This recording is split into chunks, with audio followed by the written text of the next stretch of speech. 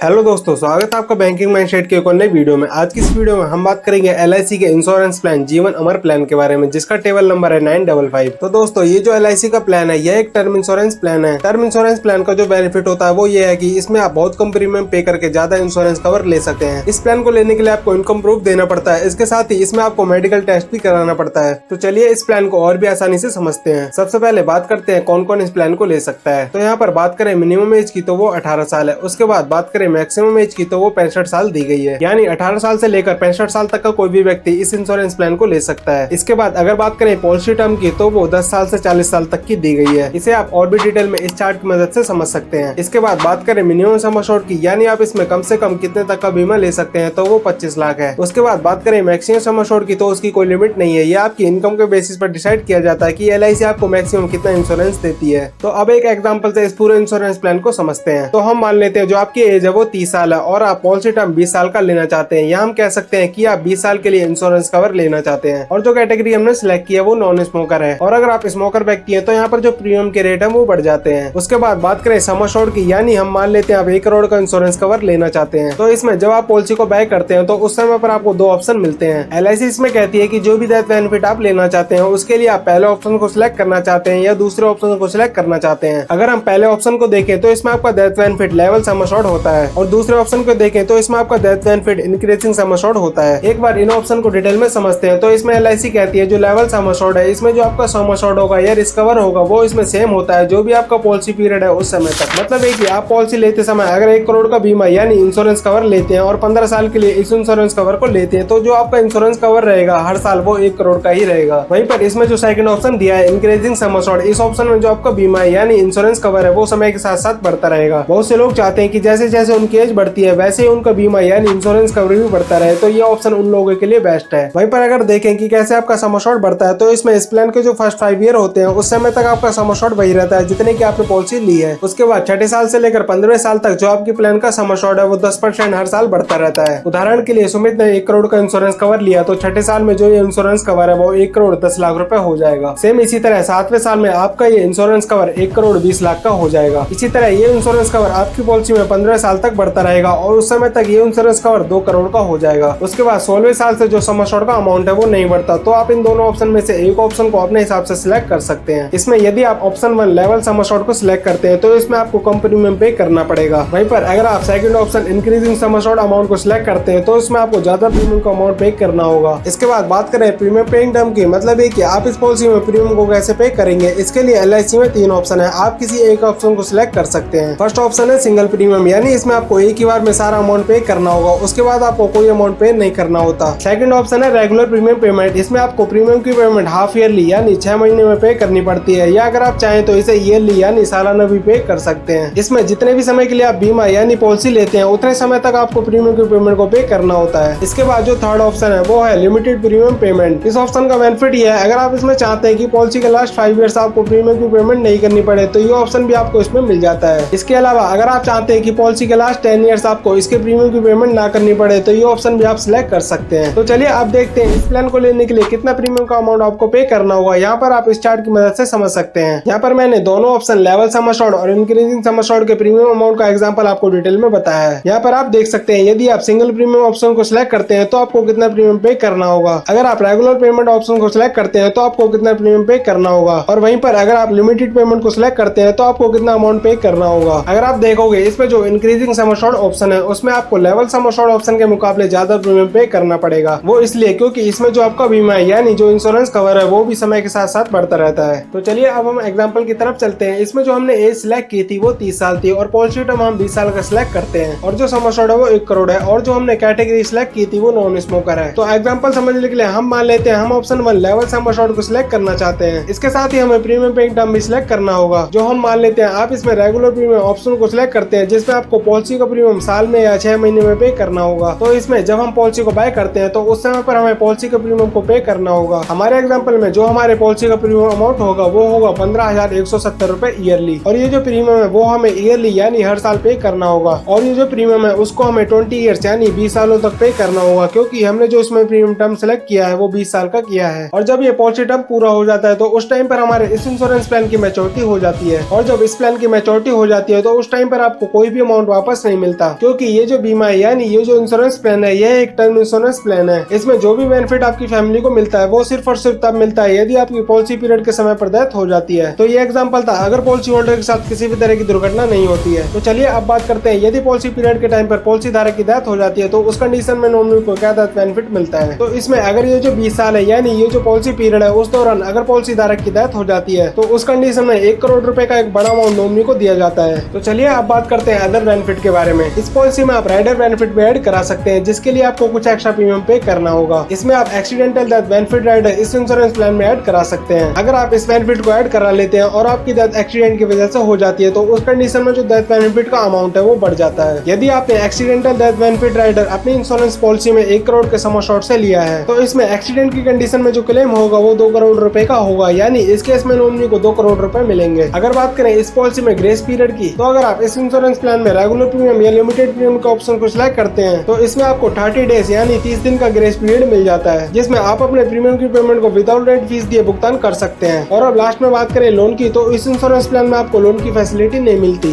दोस्तों I hope आप LIC के इंश्योरेंस प्लान जीवन अमर को बहुत ही आसानी से समझ पाए होंगे। और अगर इस वीडियो में आपको कोई पार्ट समझ नहीं आया या आपका कोई सवाल है तो कमेंट बॉक्स में जरूर बताएं, मैं आपको उसका जवाब देने की पूरी कोशिश करूंगा। और अगर ये वीडियो आपको पसंद आई हो तो वीडियो को लाइक करके चैनल को सब्सक्राइब करना ना भूलें। तो चलिए मिलते हैं किसी नेक्स्ट वीडियो में।